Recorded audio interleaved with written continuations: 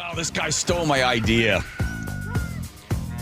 Terrence Weiner, I got to tell you something. I am such a student of fear and bad decisions, and you stole my idea. And Joe turned me on to your podcast, a case study in corporate fear. Man, you have about 10,000 acres to plow when it comes to studying something like this. You look at everyone from Blockbuster and Kodak and Blackberry. Sometimes we can learn more from mistakes than we can from successes. And you go through basically an autopsy of these companies, and you are able, in the research that you do, Darren, is like you actually point to individuals making the wrong decision, standing there in 5 or 10 minutes, and then all of a sudden that company goes from employing just about everybody in Ra-Cha-Cha, New York, to 50,000 jobs being lost. You walk people through, like, for instance, the Kodak one is so fascinating. How do you decide which one of these corporations and their failures to sort of zoom in on? Yeah, well, hey, John, and thanks for having me. Sure. Yeah. Now, look, this has been a just a passion project for years. And throughout my time in advertising, I've spent about 30 plus years in advertising.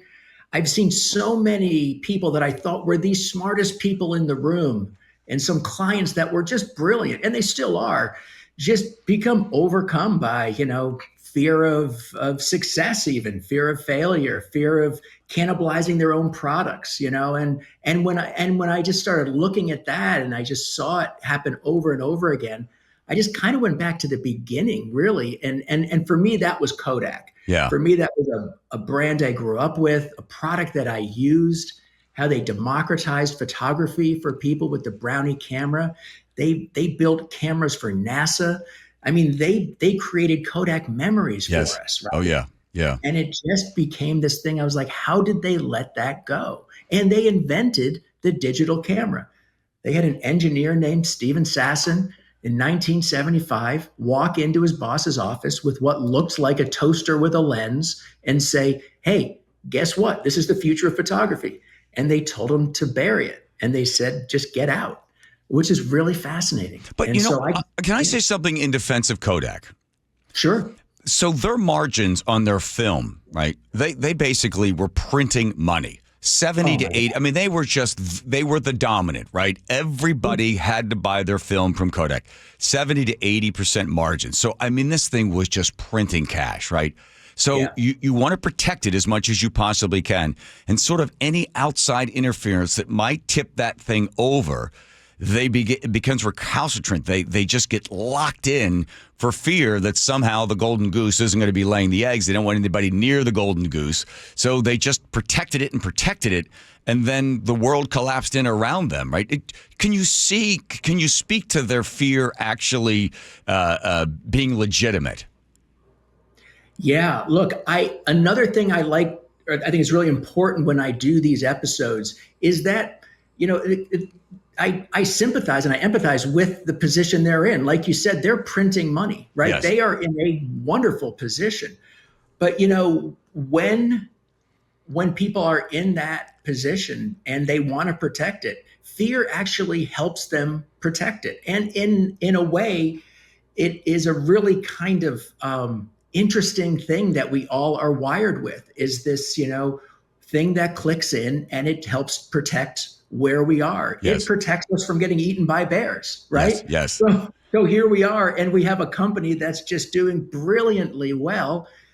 They start creating things like, well, this is our identity. Our identity is film, and people will always want to hold pictures in their hands.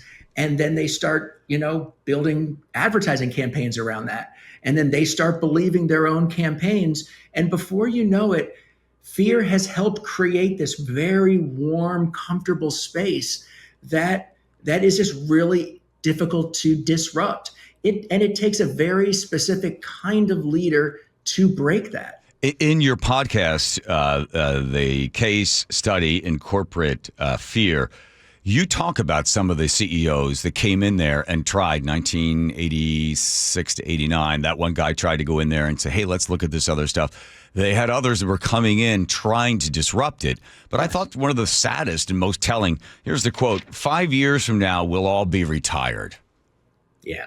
Right. One of these guys, the big cheeses in the room, said, what do we care, really? I mean, yes, can we start to look in this other division? But what do we care? You know what? Let someone else deal with the problem. And that is... Kick the can. Right. And it's the saddest thing is that within, as you talk about in the podcast, I don't know how many years later, 50,000 jobs gone. That's right. And they had about 1,700 digital patents. Then one of them being the for the digital camera. Yeah. That wound up being bought by Apple and the Googles and the Facebooks and the Metas, where they then built their own versions of, digital cameras within their phones and within their technologies. So it was all there. They had it all and they had created it. They just didn't activate it. Well, they had so much debt, as you point out. I don't know what billion, 12 billion or something, I don't know what the total amount of debt was, that they then have a fire sale for all of their patents, and they dumped them for, I don't know, 100 million or something like that. Apple bought a part, somebody else bought a piece of it. And where's Kodak today? It's basically a shell of its former self because of fear of the unknown or trying to stick with just what they do well. So I guess they're just selling film to the movie industry. Yeah.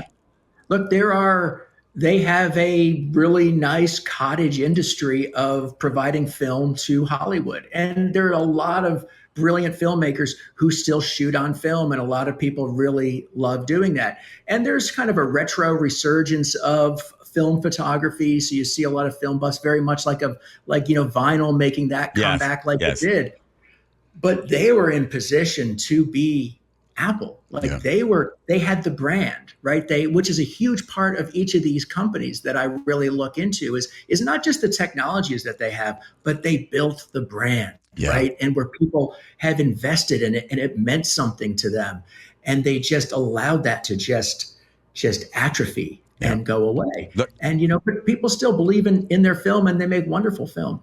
And I guess to put the final bow on this, the guy that walked into the office with the thing about the size of a toaster, Steve Saxon, ends up getting into the Inventors Hall of Fame in 2011. Does he stand there with this toaster that's also a camera? That's right. And I believe I was trying to look into more of who is in that Inventors Hall of Fame, and I believe it's Eastman Kodak and Steven Sasson. So Eastman Kodak, the two guys who started it, and then Steven Sasson. So I mean, it's pretty remarkable. Listening to your podcast is like watching Friday the 13th movies. You're like, oh no, don't look behind the door.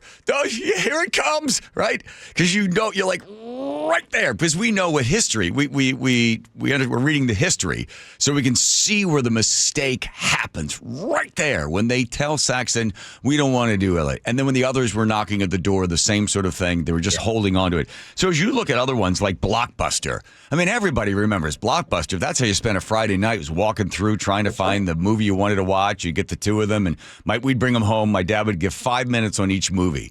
And if we didn't like it, get this one out of there. We'd stick another one in. But what happened to Blockbuster?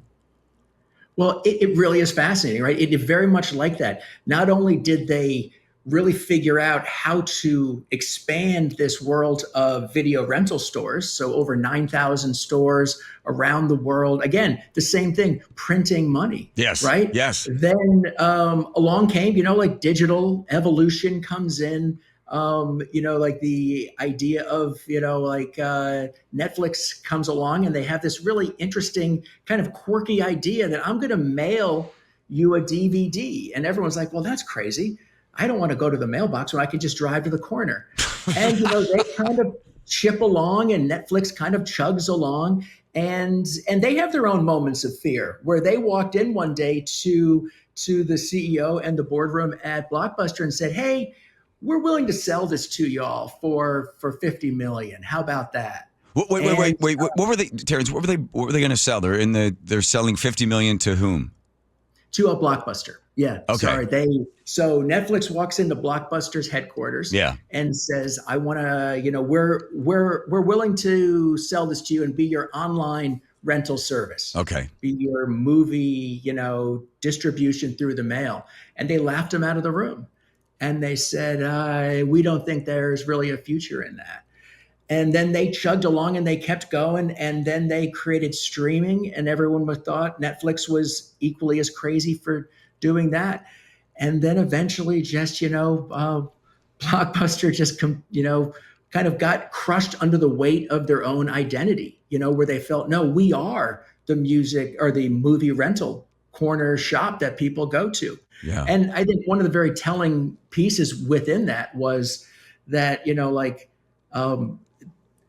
Netflix was this technology company, and the executives at Blockbuster were looking at it going like, we have a bunch of video rental clerks. We can't turn them into like all of a sudden like technologists or coders. So they had an entirely different business model that was just, slowly getting crushed, and they just couldn't find themselves to change or evolve. And, people often say, they go, oh, well, people will question me in this and say, well, Blockbuster's a massive company. How could they, you can't turn on a dime like that. But Netflix did. They were the biggest customer of the U.S. Postal Service. Yeah. And they decided one day, they said, we're going to be streaming. We're going to be a streaming company. And everyone says, well, that's crazy. You had a really nice company going with delivering DVDs.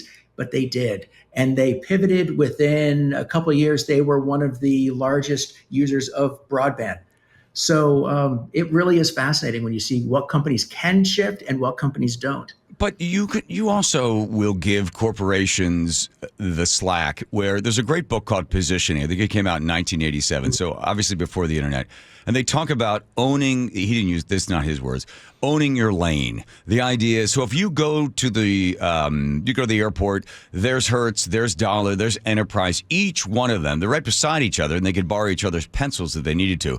But each one owns something. Each one has a lane. Like if you want fast in and out service, you go here. If you want the best choice of which cars, you go here, right? So each one has it. You own it. So something about corporations need to sort of stay in their lane, right, and not try to do other things. Like one time, Crest decided they were going to do frozen dinners.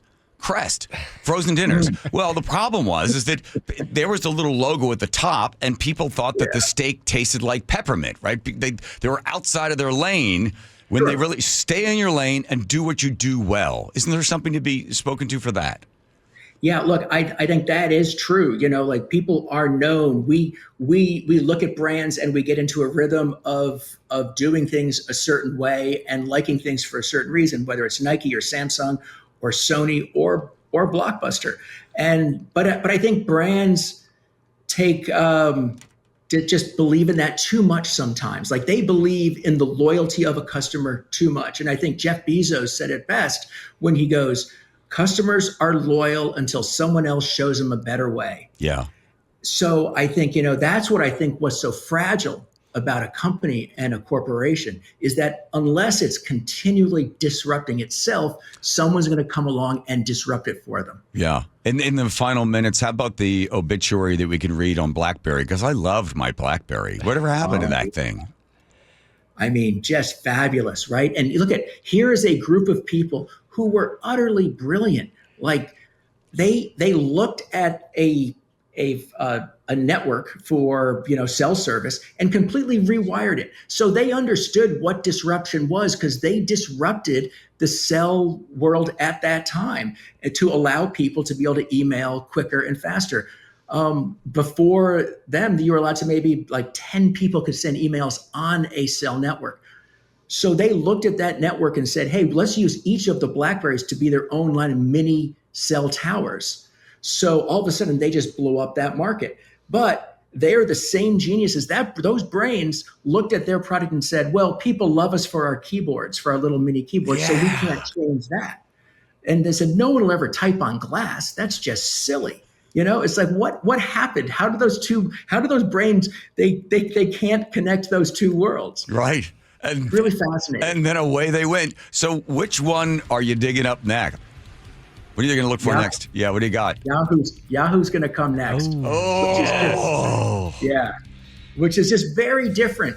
Yahoo's fascinating because they were the gateway to the internet. If you remember, I mean, we're probably a very similar age. We're like, that was the place you went to go to the internet. Right. And then, of course, Google comes along. But what they could never do was really commit to what they had to do. So they just spread themselves way too thin and could really never commit to what their identity was. Yeah. Fascinating. Josh, that old, you've got mail.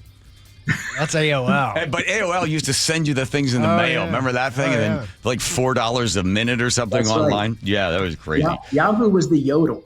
That's right. Yahoo was the yodel. Yes. Yahoo. Well, listen, you have many bones to pick over, Terrace. So good. Terrace Winter, thank you. I can't wait for your next one. Again, keep them coming. A case study in corporate fear. There's a place and a time for fear, but there's also a time to be able to hold back the anxiety and fear that so often takes over the amygdala. And you got to get back up to the prefrontal cortex every once in a while. Right, my friend? Right? You got it, John. Thanks for the time. I appreciate it. Thank Love your you. show. Get back to it. All right.